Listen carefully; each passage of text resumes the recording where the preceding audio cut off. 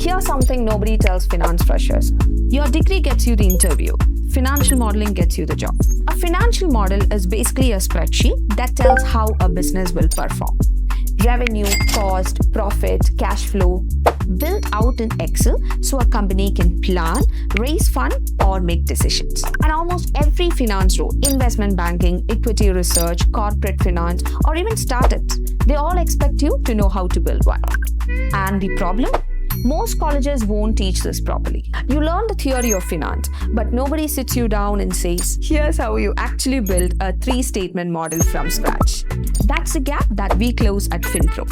Our financial modeling course takes you from basic Excel to building real models. Valuation, forecasting, sensitivity analysis, the exact skills recruiters ask about in interviews. Our students walk in the interviews with actual models they have built, not just certificates.